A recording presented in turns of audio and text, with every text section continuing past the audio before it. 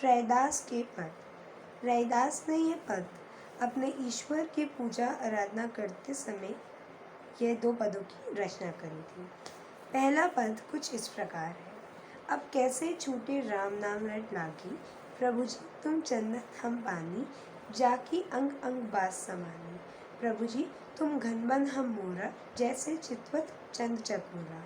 प्रभु जी तुम दीपक हम बाती, जाकी ज्योति बरे दिन राती। प्रभु जी तुम मोती हम धागा, जैसे सोनहि मिलत सुहागा।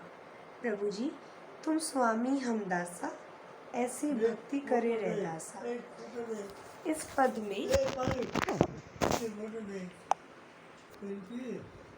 पद में रैदास अपने और अपने ईश्वर के संबंध में कुछ बातें कहते हैं। वो अपने को पानी और ईश्वर को चंदन कहते हैं और बोलते हैं कि हे ईश्वर तुम चंदन हो और हम पानी हैं।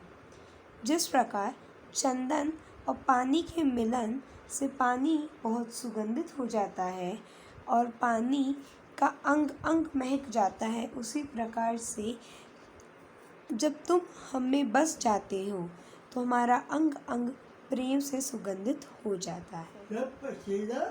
दूसरे पंक्ति में कहते हैं, प्रभु जी तो घनबन हम मोरा, जैसे चितवत चंद चकोरा। तो प्रभु जी तुम आकाश में चाहे बादल हो और हम मोर हैं, और जैसे चांद को देखकर चातक पक्षी खुश होता है और आकाश में देखकर बादलों को जो मोर है वो खुश होता है, उसी प्रकार हम भक्त आपके दर्शन पाकर प्रसन्न और भावमुग्ध हो जाते हैं।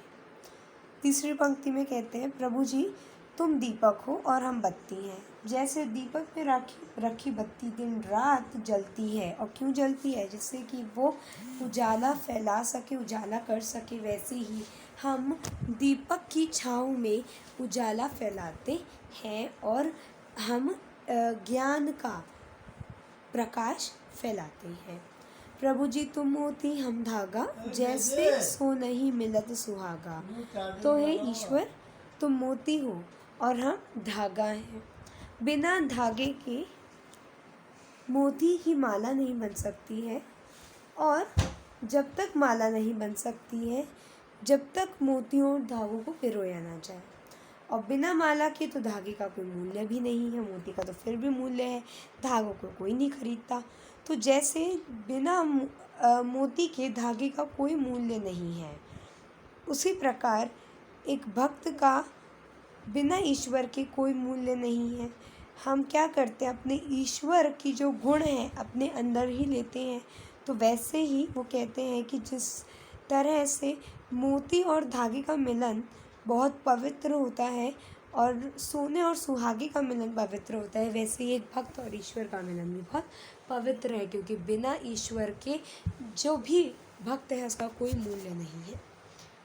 अगले पद में कहते हैं, प्रभु जी तुम स्वामी हम दासा, ऐसी भक्ति करे रैदासा।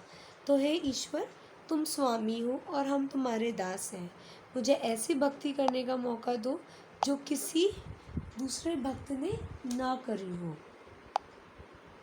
अब हम दूसरा पद देखते हैं। ऐसी लाल तुझ बिनु कऊ न करे, गरीब निवाजु गुस्सैया, मेरा माथे छत्रु धरे। जाकी छूती जगत कऊ लागे, तापर तू ही डरे।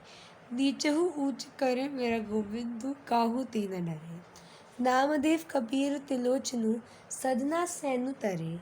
कही रविदास सुनहु रे संतुहु, हरे जीवु ते सभी सरे। इस पद में रैदास अपने ईश्वर की अपार यानी कि कृपालुता और दयालुता और समदर्शी स्वभाव के बारे में बताते हैं। वो कहते हैं कि हे ईश्वर, हे लाल यानी ईश्वर, तुम्हारे बिना हमारा कौन रक्षा करेगा। तुम गरीब निवाजू यानी गरीबों के दीन दुखियों को सुनने वाले गुस्सैया हो, यानी कि ईश्वर हो, स्वामी हो, और तुमने मुझ जैसे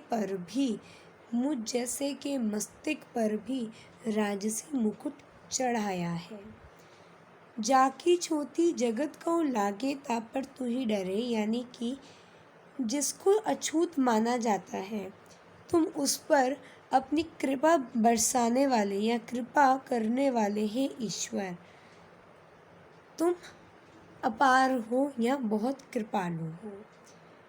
नीचहु ऊंच करे मेरा गोविंदु, काहू ते न डरे, यानी कि नीच को भी समाज में ऊंचा स्थान दिलवाने वाले हे ईश्वर। गोविंदु यानी ईश्वर, तुम निडर हो, तुम किसी से भी नहीं डरते हो। नामदेव, कबीर, त्रिलोचन, सदना सेन जैसे तुमने नीच को भी संसार में ज्ञान प्राप्त करवाया है। कही रविदासु सुनहु रे संतहु, हरि जीवु ते सबे सरे।